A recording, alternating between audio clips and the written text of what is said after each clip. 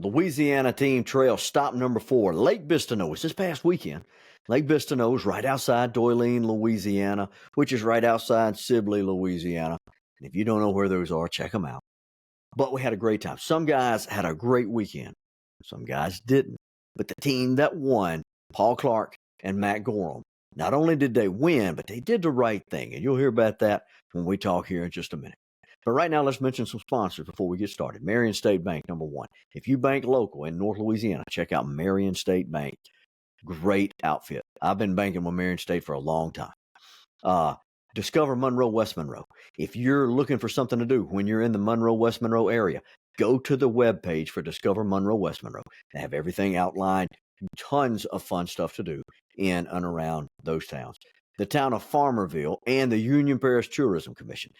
Always doing good things around Farmerville. The town of Farmerville has a website. You can check out some of the goings on around Farmerville when you're there and visiting. And Janet Fortenberry State Farm. Thank you guys for your sponsorship of the Antlers and Hicks podcast. Now, let's go real quick to Paul Clark and Matt Gorum. It's a great interview. I was really glad to get these guys today. Boat number 2.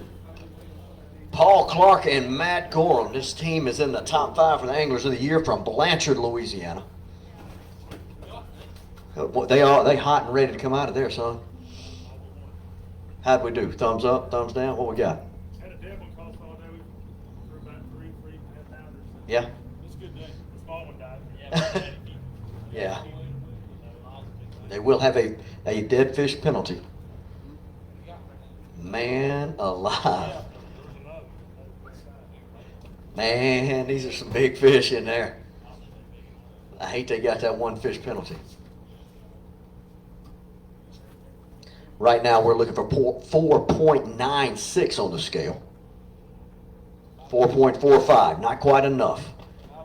Oh, was it 504? Loaded in at 504. My mistake. Now we have a new Ray's Home Improvement Big Bass with Paul Clark and Matt Gorum of 5.04.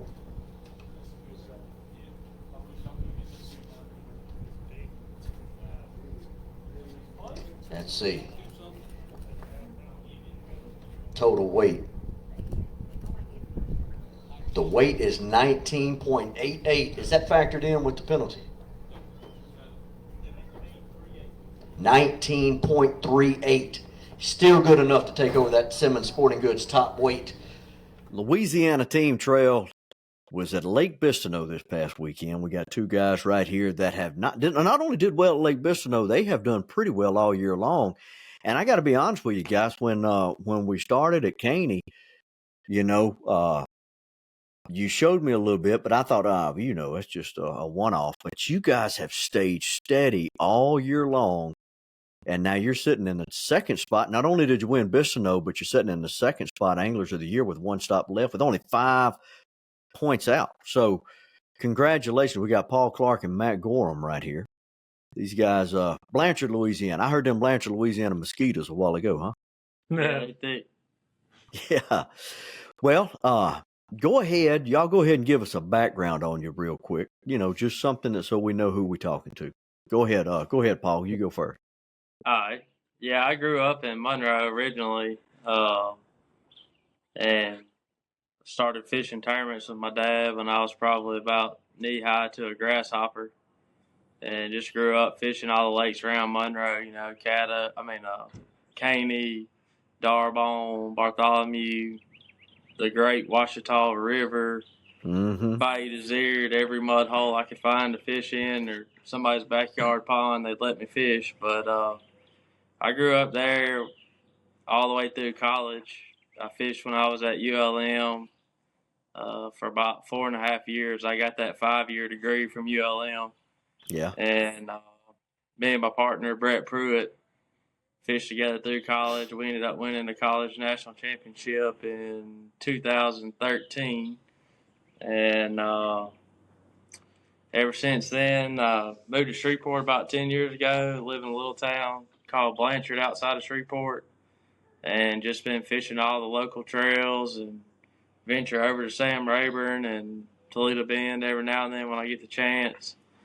And got 2 little knucklehead boys that now every time me and Matt ain't fishing a tournament, we might have 5 kids in the boat with us, 4 or 5 kids. We got more kids than people in the boat. You Yeah. can't move around too much. You have a hook in your back. But we coach a T-ball team together now, so that's our spare time is fishing now. It used to be, we had a lot of spare time. But now we're playing baseball, working, and we fish when we get the chance. But Yeah, we had to schedule this around OT ball, didn't we? Y'all got a we game got a tonight, I game in about believe. an hour. Yeah. Well, I got a game appreciate y'all tonight. doing this, man. I really do. So, Matt, your turn. Give me the 411 on you. Yeah, I'm Matt Gorum here. I mean, I'm from the Blanchard area. I've been here my whole life, born and raised. I've been fishing off and on my whole life. My dad was a big bass fisherman. Caddo's kind of our home lake, which Caddo's changed a whole lot over the years. It's changed so much. Home field advantage isn't a whole lot like it used to be on Caddo. But I grew up Caddo's my home lake, Cross Lake here. It's kind of the last several years been a lot more bigger tournaments on Cross Lake, with the BFL All American, different things coming. So that was a real local lake to me. Red River used to be a lot of tournaments on Red River before the big floods in 2013 and 16. Now very seldom really tournaments on it, but I spent a lot of time over there fishing on Red River as well. Fished quite a bit on Rayburn back in the day. Fishing a little bit more on Rayburn this year, fishing the Outlaw Series over there. I've been fishing tournaments since, I was probably 16, 17 years old. I piddled around with rodeo a little bit when I was younger. Then I realized that I could do fishing a little bit cheaper and actually win a little bit more money because Lord knows there's no money to be made in rodeo. Yeah. Fishing this Paul from the Monroe area, he found this trail and asked him about fishing. I said, sure, sounds good. It's something a little bit different. Kind of mix up the lakes a little bit, learn some of the stuff on the east side of the state. Yeah. Now we got to get you rodeo. What'd you do in the rodeo? Well, we did a lot of the team pinning, ranch sorting, ranch rodeos, a little bit of everything. I've had horses my whole life and still do, and actually my daughter's getting back into it now. So that's another thing I do in my spare time now is horses as well. But that's cool. Yeah, See, I've gotten one of the things you can win money and not quite spend as much. Rodeo, it don't matter how much money you win, you're losing. Yeah, I tell you, I got into, I don't know, one of my buddies does a lot of filming for the National Cutting Horse Association. And so I've gotten to where I'll voice some of their, if he does some stuff for them on video, I'll voice it. And I am like, I'm all in it, man, because I know all these horses. I've heard the names and the competitions that they go to. So, hey, there's a lot of money in that stuff as far as how much is spent. My word. It is crazy. You're still getting eat up by them mosquitoes, ain't you? Yeah, I just put the thermostat on the ground. It ain't doing the job. Yeah. Oh my goodness. Well, so we got your background. You mentioned, Matt, you found the trail. So how did you find out about Louisiana team? So Paul coming to me with it, I'm not a Facebook guy or anything, so it's just kind of word of mouth of how I hear what's going on. And Paul found the trail. And of course he's in tune with a lot of the Monroe guys. He still talks to a lot of those guys over there. And he was pretty familiar with it. And, that's the thing is if most time, if I'm going to drive 2 hours or an hour and a half, I'm going to Toledo Rayburn. And, but he kind of twisted my arm a little bit and we did it, Yeah. And coming to this side of the state helped a little bit. At least, I heard some of the last interviews of some of the guys from the east side of the state, talking about the long drive. It is a long drive, and it did help when a couple of the tournaments were closer for us here. Yeah, yeah. Well, you come over here, your first stop at Caney, I guess had you ever been to Caney before y'all came over? Well, not before practice. We come over a couple times in practice over there. Uh-huh. Okay. And then you drag out the biggest fish we've caught all year long, which is 10.25, which, hey, that was, when you came out with that one was swole up, man. That was a pretty fish. We'll get to Caddo and all that. I mean, Caney and all that here in just a minute. But, you guys fishing together, have you fished together for a long time, or is this something that y'all kind of just started? Yeah, this year, really. We've gone fun fishing a few times before this year. And, we didn't butt heads on the lakes when we were fishing against each other. We was always out there. I'd be jacking with him, and he'd be jacking with me while the tournament's going on. Like, wasn't in a tournament half the time, but he liked to rub it in. If I was having a bad day and I wasn't catching nothing, he'd text me and say, "Hey, you got any?" I'm like, "Man, I got some dinks." And then he'd call me and like, "How do you cull a 4 pound?" Yeah. No, we're still here. We're still here. Okay. I said, he's like, hey, you call a full 4-pounder on this lake? I said, man, I'm still trying to figure out how to catch a 4-pounder on this lake. But when you figure it out, comment back, let me know. Yeah, yeah. We've been going to church together for probably about 8 or 10 years now. Is how we even know each other. But just kind of lined up this year and coaching that T-ball team together. It really put our little bit of free time we had lined perfectly up with each other. So I went to digging trying to find us something to fish because we couldn't fish our tournaments over here at all. And I know Matt Jones, he's one of the guys on the board with the Louisiana Team Trail, and a couple of my other buddies that fished with me in college, Nick Ledart, Brian Eaton, Alan Anders. Just I know about half the guys I'm fishing against in the Louisiana Team Trail, but I saw them posting about it last year, and I saw the payouts, so I was like, man, I might need to get into that. And when they came over last year, they were all calling me before practice, like, what do we do on this lake? And I got to think about it. I said, instead of telling y'all what to do on our lakes, maybe we ought to just fish with y'all, So that's how we ended up there. Yeah. Well, I tell you, your team is probably, and it starts to make sense now why you are so strong, is you got a little bit of both. You got the West and you got some East knowledge. So that helps you guys out, I'm sure. Yeah, it did on, if we jump back to Caney, I know it's pretty funny. We went over there and practiced. I think we made 3 trips, did we? Yeah. Yeah, 3 trips, and I don't think we caught a fish over 3 pounds in 3 trips. And we said, well, we ain't got nothing. So we had one spot. We thought we could catch a few early. We just made a game plan. We were going to go do that. And we were going to kick the trolling motor on high. And Matt's about 4 or 5 inches taller than me. So I was like, well, you got that better angle looking down the water for a bed. So you run this trolling motor. And if you see something, let me know. I'll have the power pole control on my neck. We'll shut her down and see if we can catch them. And we beat around all day and done fish everywhere I could dream up of from back in the day. And Matt said, well, where's the place you caught the biggest fish on this lake on a bed?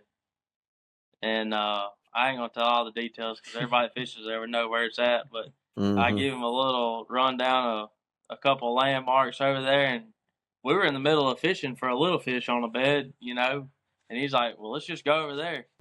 And I was like, yeah, we can run over there. And he just put his pole down and went and sat down. And I was like, right now, okay, let's go. So we run over there and pulled up in there. And I'm telling you, there was boats. I bet there was, 4 or 5 boats right in that immediate area, easy. And we just kind of slid in. There wasn't anybody right where I was talking about. We slid right in there. And, man, that fish looked like a manatee sitting up over that bed. I mean, she was it was meant to be. She was perfectly sideways, high up in the water column. The water was clean right there, and we went by her, and we both saw her just like, holy. We thought it was like maybe a 7 or 8 pounder, Matt flipped in there and hooked her, and she came up the first time, and, well, he set the hook first, and his rod came to a halt, and nothing happened for about 3 seconds, and then she decided that she didn't like that in her mouth no more. She came up and jumped. I said, man, that's a 10-pounder. And I was scrambling to get the net, and she worked him over a little bit, and he got her over there and scooped her up, set it down on the floor of the boat. I said, that's a 10-pounder. He said, I think it is. And we weighed her, and I said, good. We doubled our weight right there and ended up catching the male off the same bed. Oh, really? I think he was over 3 pounds. Yeah, right around 3 pounds the male was. So we jackpotted off of one bed on that one, but heck just yeah. what we could come up with, Yeah, y'all definitely caught some attention that day for sure. It was a good tournament, and I can't remember if the water may have been a little up. I want to say it may have been a little up that day. Some guys and the Cobbs came in. I think they're sitting 3rd right now in Angler of the Year. They won that tournament, and they said they don't do well on Caney. So it was I guess it served better purpose for people that might not do so well on it, or might not have as much experience on it. So I know you do, Paul, but to go out there and just one of those things.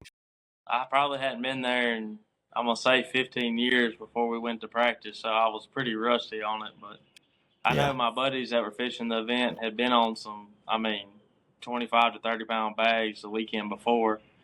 Me and Matt were driving over there just hoping to stay alive, with catching up to get some decent points, and we ended up coming out way better than we thought on that one. Yeah, earlier in the year, man, people were going out there and they were pulling 40-pound sacks off that thing left and right. Yep. It can produce some. So after that, we go to Caddo, and and Matt, Paul, you said before that you kind of didn't do so hot on Caddo. So tell us about that one. Well, Caddo, some of the feedback that I give some of the guys at the day of the weigh-in was, they were bragging about the weights. And I said, this is really, the weights are way down compared to they would have been a week before that. Mm-hmm. Caddo is one of those lakes. I remember growing up fishing Caddo, I loved it and hated it, right? So one day it's great, the next day it's terrible. And, you hear a lot of people talk about like the Florida bass in Okeechobee, how they can be like great one day and then totally dead the next. You can catch 30 pounds one day and 1 pound the next, not a keeper. And Caddo's a lot of the same way. When Caddo's good, it's one of the best lakes in the country. When it's tough and turns off, it gets brutally tough. They're just so temperamental, the fish are. And the weekend before that, I would have loved for that to have been the weekend for the tournament, because you would have seen multiple bags over the 25 pound. The folks that had to 20 pound range bags, their bags would have been 25, would have been a lot heavier. Okay. And we were on some really good fish going into it. In fact, I think it was the Saturday before that. I weighed in 25 pounds in a tournament the Saturday before that. And I fished 2 tournaments the same day and was second in both of them. It took 26 to win the first one and a little bit heavier 25 to win the other one. I was second in both of those tournaments. And so we had a lot of confidence going into it. And, because of that, one of the things that we did was pick some local, community holes to fish. Because, Caddo's full of good spots, but the community holes get a lot of pressure. When they're biting, you better be in the community holes. And when it's tough, you probably shouldn't be. So we leaned real hard on that. And we early that morning, I lost a 4-pounder in the first hour and a half. And I told Paul, oh, it's okay. We'll catch plenty more. And that was very surprising. The slot, 14, 18-inch slot makes a big deal out there. I think the Saturday before, I caught like 13 over the slot. It was phenomenal. So I figured surely we'd catch 5. Well, we did not. I lost that 4-pounder. And we struggled. We had 4 overs, and we had right at 18 pounds in that tournament. But, if we'd have got that 4-pounder in the boat, it would have been sitting in the top 3 Caddo. That one lost fish, whenever Paul was going for the net, just coming button, it cost us big time in that tournament, which in return cost us the lead of the Angler of the Year right now, Right. Now, was there a lot of boats on Caddo that day? I noticed when I was driving in, it seemed like there were people everywhere. Is that common? It's very much common. Yeah. The thing is, you think about Caddo, it's right there in the corner between Arkansas, Texas, and Louisiana. And really, from the Texas side, it gets a lot of pressure, a lot of launches on the Texas side, and Louisiana gets a lot of attention. And this, the size and the quality of those fish draw people. And the good thing about a slot lake is you're going to catch fish on a slot lake. That's just, a slot is, a lot of people argue that it's not a good thing, but I'll tell you, it's by far very healthy for a heavily fished lake. Just because, the release of those fish and they're not being handled. So you're going to catch fish, But one of the big things I heard is there was a big kayak tournament that day. And some very key spots that we were going to fish, we weren't aware, but, they were out there all day on Friday too. And so, some of these spots, we would get in line behind 2 or 3 kayaks just to fish the trees we wanted to fish, and we probably should have abandoned our original plan and did something different. But there was definitely a lot of boat traffic out there that day, which is normal. The kayaking thing, that makes, so now that you say that, so Caddo, there was a kayak tournament when we were in Darbone, and there was a kayak tournament. Was it a kayak tournament when we was at Darbone? Was that when I'm sorry, I've got that mistaken with another date. But when we went to Bistineau, there were a pile of kayakers. So that must be a big thing now, is some of these kayakers moving around. So that's interesting. What was I going to say? There was something I was going to tell y'all about Caddo. But yeah, when we were doing the weigh-in, Daniel would empty the bag of fish, and they were some some really, really nice bags turned in. So that, going off that and then what you just said, Matt, that lake really, I hope we go back there. I really appreciate the Shreveport Bossier, the sports commission helping us out and getting us over there and getting us in there and doing what they do. And I hope we can go back there next year because that should produce some really nice bags of fish. Yeah, I mean, I've weighed in 26 plus pounds before and been in the top 5. I Good mean, lands. I've gotten beat with 26, 27 pounds before a couple of different times. So, but it's good when it's good. I've also won $5,000 tournaments over there with 15 pounds. So it's all those that strong Florida strain in there. They're very temperamental, and weather means everything. I mean, if you get a front day coming through on Caddo, I would not have been surprised if it took 35 pounds. I mean, we went out to practice that Sunday afternoon before, and I mean, 2.5 hours. We had over 25 pounds with an 8-pounder, and it definitely changed. So as healthy as the fish look and as good as it was, the conditions were actually tough. I mean, hey, hats off to the guys that caught that big bag. I mean, that's I wasn't surprised that it took that much to win. I was surprised there wasn't multiple 24 to 25 pound bags. Yeah. Man, I have all these questions coming off. Oh, here's what I was going to ask you. Do you think we landed right with the date? Do you think we're right? Yes. Right about where we needed to be? Okay. The date was know. perfect. Yeah, I mean, the thing is, the lake had been up, and it's just like anywhere else, right? I mean, the lake's up, the lake's full. When the lake gets full, gets current in the whole lake, I mean, they just go to biting. Well, the lake had stayed up for a few weeks there, and it was just phenomenal fishing. And not that I got to fish a whole lot, but I knew folks that were, what they were catching. But the timing of the water falling right before it made a big impact on the weights. But as far as the time of the year, yeah, I mean, it's a perfect time of the year. And that's kind of the target for most tournaments around Caddo. They like to go to Caddo around that time of the year just for the weight show out, Yeah, Mr. Raymond and them when they caught he straight up said, "Man, it was luck." That they had the bags that they caught. I think they caught them just right there. Might have been at one time or right there at the end. And hats off to him. I'm glad he got him a win right there for sure. Yeah. Oh, yeah. So then we go to Darbone. Paul, I know you've been out here before. Oh, yeah. Matt, you haven't. It's a big crappie lake, and some of the guys, they try to the locals kind of talk noise about the size of the bass and how they're not, as big as what we may see at Claiborne coming up, or especially Caney, or even, Bussy over here in Morehouse Parish. But Darbone wasn't too bad that day. I mean, it did okay. So tell us about y'all's experience. I think y'all, of the stops we've made so far, that was the toughest one for you. Yeah, I had one day to pre-fish over there, and with mine and Matt's work schedules and baseball, I took off the Friday before the week, almost 2 weeks before the tournament, and went over there and fished for about 8 hours, and I just had a game that night. I had to cut off to get back for our game that night, but we didn't have a lot to go off of. I told Matt, I said, no, I really went and just fished 3 or 4 areas that I had caught fish, several times before when I was growing up, but I hadn't been there in probably 15 years either, maybe 12 years. But I told him I caught fish everywhere I went, and had a good spot, or the best spot I could come up with to start on. We went up there, and I think we caught 5 or 6 fish off of one tree. Yeah.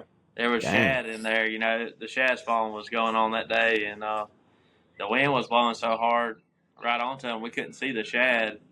And we got up there, and Matt up there and caught one, and then we was about to keep going. One swatted me, so we hung up for a second. We ended up just sitting there catching 5 or 6 off one tree, but we caught fish pretty good early, and we was making a big loop to come back through there, and hit a stump with my trolling motor, broke an ear off the crop, so we wasted about an hour of our day jacking with that. And man, really, once we got it put back together, we went right back to fishing. I bet we caught 25 or 30 fish. We just never did. I think we lost one, broke the line on us. Yeah, we had one break off all day, but who knows? We could have had a bad spot in the line. It might have been a little one, but we just never caught a good fish all day. We caught plenty, just no big ones, Yeah. And And he said we that's one wasted thing. 1 hour with the trolling motor prop. Actually, I'd never seen Darbone before that morning. And Yeah. we actually, to tell the full story, we drove from one end of Darbone all the way to the other to get a prop from one of the Paul's friends. Well, that prop wouldn't fit, so then we drove all the way to the other side of Darbone. So I got to see the whole lake in one day. I mean, it wasn't a good day for Okay. boat riding. It was 25-mile-an-hour wind, but yeah, I feel like I know the lake now. Yeah, we burned a half Yeah. a tank of gas in an hour, and then we went back to fishing. Well, I tell you, man, there's one thing you don't want to do, Matt, and that's get out of that boat run. Yeah. If you trying to run, because I love it. It's my home lake. I really like going out there and spending time on it. But it's definitely if somebody's not from there and spend a lot of time on there, it can do some damage on the rig real quick. Even people who know it, they still get their stuff damaged. So, but it makes for great crappie fishing. Yeah. Uh, Yeah, we got home with the no trolling motor prop, my live scope transducer. I think it was upside down and backwards. But we got it all straightened out now. Hey, speaking of live scope, let me ask you. You guys are probably the perfect age to ask this because you have seen fishing well. You fished well before it was here, and now it's really starting to come of its own. How big a deal does it make for y'all? Do y'all still use some of those old school tactics, or how does that play in? On the lakes around here, Caddo or Bistineau, we don't use it very much. You can, but you get on somewhere like had the fish not been pulling up on Caney, if they'd have still been out deep or like going to Claiborne, I would expect it to be, worth its weight in gold on that tournament. I hadn't been to Claiborne in a long time either, but I remember what it looks like, and it doesn't look like our Cypress Tree Lake. So, Yeah, you're right. It just depends on where you are and what time of the year, but it's definitely it can help you out big time, but it can burn you too. You can get hung up on it, looking at trying to find fish on it when you could have just been fishing how you know how to catch fish and been catching fish the whole time. Yeah, But yeah. we had I a hate few to. bites, that were kind of jumping ahead to Bistineau, but we had a few bites that I guess the fish were right between us and the tree, and we didn't see a fish there, but we was just fishing anyways. And Matt said, "Look, that fish just swam off that tree." Well, we just sat there for a second looking. He swam all around the tree, came back around the side we were on, and ended up eating. Matt has bait sitting there the whole time, and he went all around the tree, came back, and then ate Matt's bait. I'll be dog. How about that? If we wouldn't have been looking at it at the time, we'd have reeled it in and went on to the next tree, and we wouldn't. I don't think that was a big one.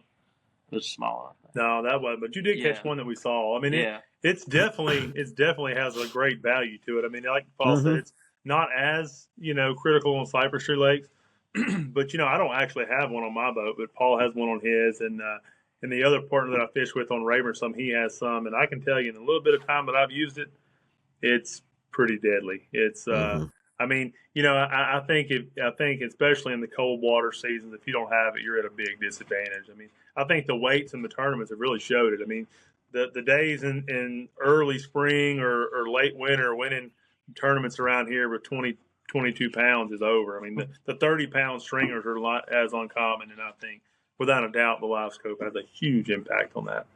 Yeah, yeah. So let's go. Let's keep going on Bistineau. So how did your day on Lake Bistineau go? I know our guys. We have a few guys that really like trees. They really like to throw at trees and whatnot like that. I got a text. I don't know if y'all saw my little video I did. I try to do a little video about an hour before we go live, just to kind of tease it up a little bit so people can watch it. Well, I got a text that Craig and Taylor had 18 pounds at like 8:30, and I'm like, gum. I was talking about them. Thankfully, they didn't even have 18 pounds all the way around. Thankfully, you guys who are in the top 5 made me look like I knew what I was talking about. Now I'm telling my secrets. But going back, it didn't surprise me when I got that text because I know that Craig Cobb loves trees. You saw it on the podcast that I did with them. That's what he likes. So I was expecting a strong performance from the Cobbs, which they did good.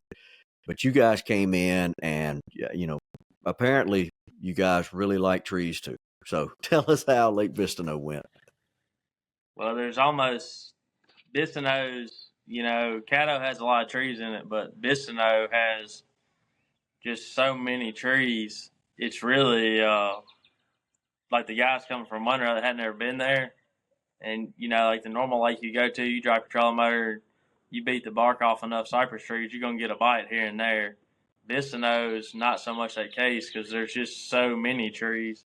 And there's trees in 12, 13 foot of water, in places which you never fish those around most cypress tree lakes. They're usually shallow and flat.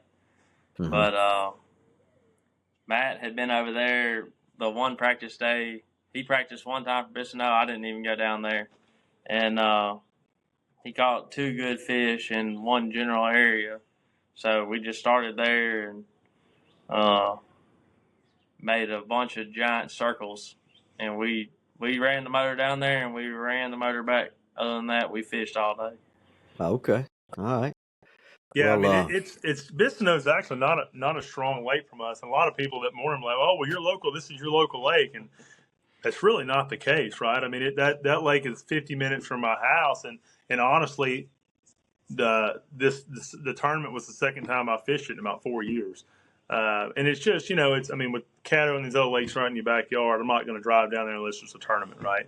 Mm-hmm. And but yeah, so not being on the lake in several years, I actually fished the H&W tournament down there the past Saturday, and to use it for a practice day. And the reason why I did that was just because I told my wife, I said I need one day to practice at some point, and she said, well, if you're going to practice, why not go on the H&W tournament, try to win some money while you're there? And I said, well, it sounds like a plan to me. And a friend, the other partner that I fished with, he'd been wanting me to go down there and fish with him just because he was off work. So we used that Saturday prior to it for a practice day down there, in which, practice days are most of the time you're just running and jumping holes, going back and forth, looking at things. And on lakes like that, it's not really that effective. I mean, really what you need to do is go put your trolling motor down and grind all day, because that's what lakes like that are good for. I mean, because timing is everything. You may jump from hole to hole and find a good spot, but it's really about finding the area that's good, put your trolling motor down, and just fish hard. Mm-hmm. We had like 1593, I think, the weekend before down there, and that tournament took 22 pounds to win, 20 pounds was second, 19 and a half was third. I mean, there were some really good weights in there, and but I think we come in seventh in that tournament down there. But I learned that one day of practice was really effective because not only did it cause me to spend the whole day down there, and I did catch 2 good fish, but it also, I was able to kind of see where some of the boats were, right? So, I mean, typically you have a lake, and if you're not seeing any boats, you're probably not catching any fish. I mean, that's just kind of my rule of thumb, So we made some moves throughout that day in practice, and I was able to see where some of the boat traffic was and really fine-tune the area, So at least I had the confidence that there was good fish in the area. And there's an older man, Mr. Ralphie Elverton, that I respect very well, fishes down that area. And I talked to him at the weigh-in that weekend before, and I said, yeah, I got to come back down here next weekend. And he said, where'd you fish at? And I told him where it was. He said, well, there's plenty more fish. Just keep on going right around the corner. And so that kind of helped me a lot, just to feel good about the area. And so I called Paul and I told him, I said, well, I know we got the right area because I know there was fish caught around us. So it kind of helped broaden our area. My home was real small. And so I felt good about where we were going. But, a lake like Bistineau, I mean, them fish change a lot. And, like I said, it's full of cypress trees, but it's also full of creeks and river channels, which change. It's not like Paul said, it's not like a cypress flat where the fish from the deep water and they move up to cypress trees to feed. I mean, the trees, I mean, there's so many 6 to 10 foot trees, they can be anywhere, and the fish population, I don't think is really, really high there, Mm-hmm. So you guys, you had, what was it, 5 fish for 19? Was it 19 at 98? Was that what it was before? 1988. 88, and then that's right. Yeah. Then we had the dead fish penalty. Pretty big setback off of that fish. I think it was a little under 2 pound fish, and we caught it around maybe 10 o'clock in the morning sometime. I don't know, it was before lunch. And we didn't have 5 at the time. I believe that was our 5th weigh fish. And we said, well, it was hooked a little deep. But it didn't really bleed bad, so we didn't worry about it. We just stuck him in a live well and went back to fishing. And about 30 minutes later, Matt caught one of our better fish. I think it was about 4.5 pounds, 4 3/4, something like that.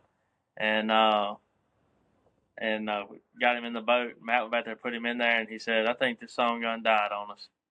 And so we, we knew the rule. We couldn't call a fish if it was dead, and that's pretty standard in most of the tournaments. But we set that rascal on the back deck, just hoping he would breathe or wiggle his fin ass or something. But he was graveyard dead on us. So right then we had a bad taste in our mouth because we knew not only we're going to get a half-pound penalty, but we're stuck with that fish all day long. And we knew it was going to end up biting us in the butt. I mean, it did right then. We had to call a fish that was bigger than it just to keep the 4.5 pounder Matt had just caught. And so all day we kept saying, like, man, this is going to cost us. It's going to cost us winning this tournament. And yes, it was about 2 o'clock, 2:15 or something. I caught up. I think he was around 5 pounds. 504. Yeah, 504. Yeah, it was the best one we had, but wasn't like a jumbo. There's a lot bigger ones than Bistineau, but 5 pounders a good fish anywhere, Caught him and went back there to call him, and our smallest fish other than the Devlin was a 376.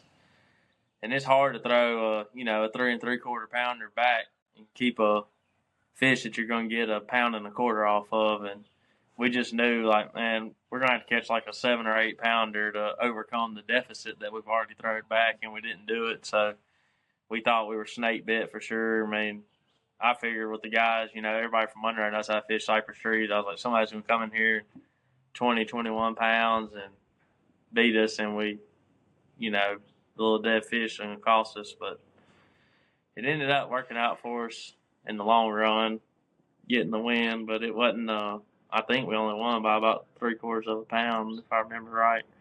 Yeah, it wasn't a whole big old bunch. It was, I think second place was 18 something. So you're right. It was less than a pound. We did the math. We should have had like 22 and a half pounds, but it is what it is. And well, you did the right thing. You did what what you're supposed to do, and it paid off. It paid off. It was tough, but it paid off. And yeah, I bet it was tough. We were upset about it, and just knowing what you had, and you don't have it when you actually go to scales. And it's not even because of the good fish jumped and came off. You had the fish in your hand and had to. It just don't feel right to put a bigger fish back and keep a little one. But we were sitting there watching the weigh-ins, just waiting on somebody to knock us out of first. And about that time, I can't remember the lady's name. She's real nice, but the lady that does the polygraphs came up there looking for me. And I told her, I was like, I'm just going to be honest with you. I'm already strung out over this whole deal. And you ain't making it no better, but let's go ahead and do it. So luckily, I got done with the polygraph, and Matt had to sit up there and endure watching everybody else weigh in and just waiting on somebody to bump us out. By the time I got done with the polygraph, I got out, and I think it was Mr. Todd came walking by, and he stuck his hand. He said, "Congratulations." I said, "Did we win?" He said, "Yeah, you didn't know that?" And I said, "No, I've been over there taking a polygraph."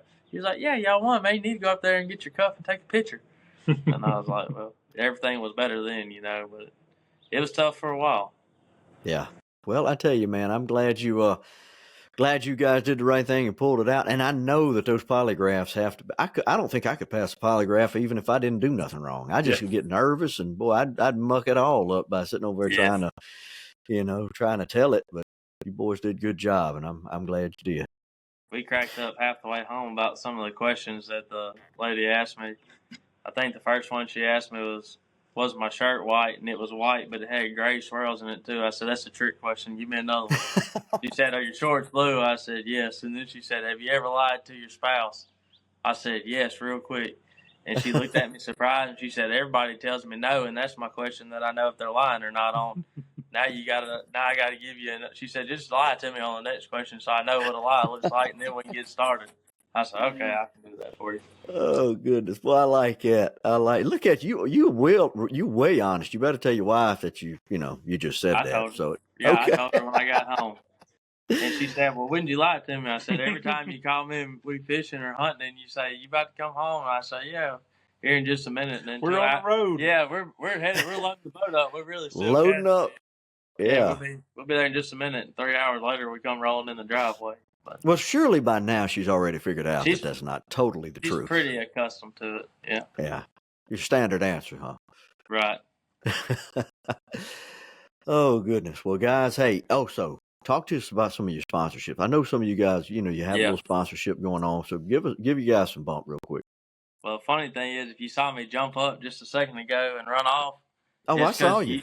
It's because the UPS truck pulled into my driveway.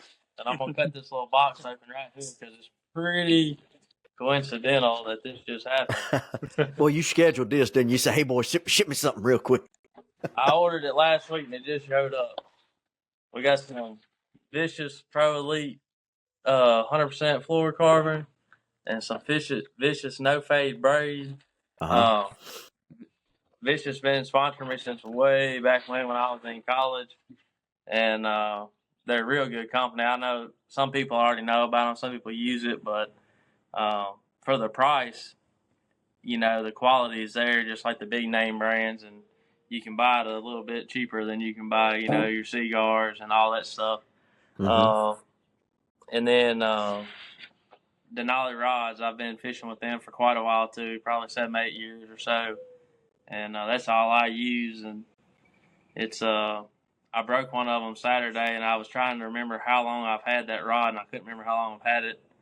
And I had just caught a fish on it, and I was telling Matt, I said, man, this has been one of my favorite rods, and I ain't no more said that. And I rear bait and cast it real hard trying to get the tree way out there, and I broke it right above my head. And I was like, well, that's a sign. This ain't the bait I'm supposed to throw. So I just hooked it back on there and put it in the floor and went back to what we was doing. Yeah. Then you talking about.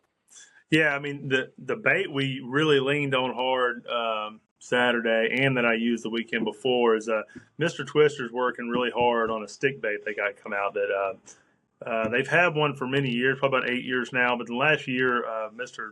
Daryl over there is working really hard to get this bait where it needs to be. It's like I say, it's called a Mr. Twister. It's a Cometa SI. The SI stands for salt infused.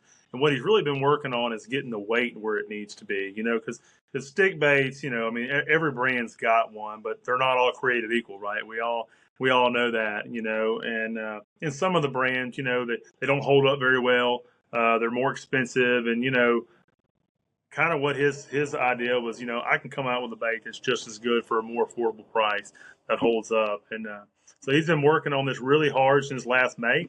And another friend of mine called me and said, hey, look, I know you fish these kind of stick baits a lot.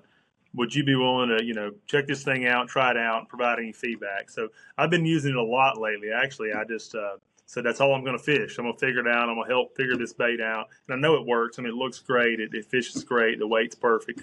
And anyways, one good thing about it is this bait is a lot tougher than a lot of the other baits. I mean, especially cypress tree lakes, when the water's up like Lake Bistineau, I mean, every third cast, you're hanging in the moss, you're hanging in the tree limbs, and you're snatching the bait out. Well, you do that throughout the whole day. I mean, you might have a spot this big that you got to land that bait in to get in the hole where the fish rattle in the trees. Well, it gets expensive. You start snatching baits out of the trees all day long. Some of these stick bait brands, I mean, they're 80 cents a piece to use them. Well, Mr. Twister working really hard to get this bait where it's more affordable, for the consumer, So I'm really excited about it. It works real great. I mean, I've been using stick baits since they come out in all different ways. I mean, from Texas rig to weightless to deep water to shaky head, a little bit of every kind of way you can use it. I think they're great baits. And I think they're going to come out with them next month and be able to get to the retailers. I mean, if you look on the Mr. Twister website, they have some of these Cometas, but it's the original one that's not the new upgraded version with the extra weight in it. But they got some real good colors coming out. And I think it's going to be a great bait, and the fishermen are going to love it because it's at a little more affordable cost, and the quality is really high. Okay. Yeah, I'd say too, from using them with Matt, he said they're tough, and I just didn't want anybody to take that off because the wrong way. Some of the other brands are like hard. Yeah. Yeah, they'll stay on your hook all day, but it's like having a little piece of a 2x4 on your hook. They don't bend, they don't have any action. They're soft to the touch, and they've got good action, but your hook doesn't just rip through them every time you make a bad cast. And fishing Bistineau, like Matt said, you're going to be in a cypress tree or, somebody's limb line or trot line they left out from 15 years ago.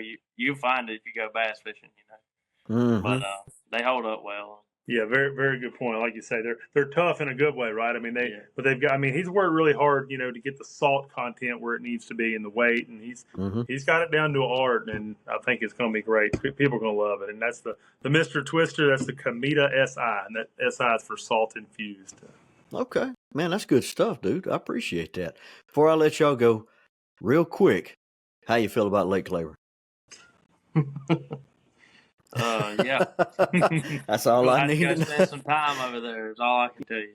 Yeah, it's what'd you say? You hadn't fished it a whole lot. It hadn't been about what'd you say, about 15 years since you've I been haven't over fished it a whole lot, period. But it's been. I know I was the last time I was there. I can tell you for sure. I was a sophomore in college, there? and Mm-hmm. I went with some buddies that had a camp. But all we did was ride around the barfish, or hybrids, whatever you want to call them, striped bass for schooling.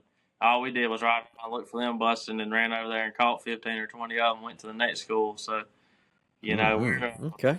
we pretty much start from scratch on Claiborne, but we're gonna go over there and give it a valiant effort, and we might come up with a bag, and we might come up with nothing. We'll just have to see. Well, I tell you, I'm gonna be pulling for you. Y'all some good guys, Pretty and glad to have y'all on the trail with us this year. Hope you get on there with us next year and the years after that, because we have a good time, and I appreciate y'all. Y'all are fun. I know. There we go. No, let them talk, man. Let them get come on on, there. brother. Yeah, Come get here, them come on right here. there. Say hey to Yeah. Mr. Greg. How you doing, little brother? What's your name? Say your name. Riley. Okay. Riley. All right, Riley. He's ready for a T-ball game. We got to roll and get to it. Look. Yeah. Hey, good luck tonight, Riley. Okay. Say thank All you. right. Y'all, all right, fellas. Well, look, I know y'all got to go. Appreciate y'all coming on tonight, and y'all win that game tonight, okay? Yes, sir. Appreciate it. Thanks for all you right, do. y'all. Yes, sir. Thank y'all.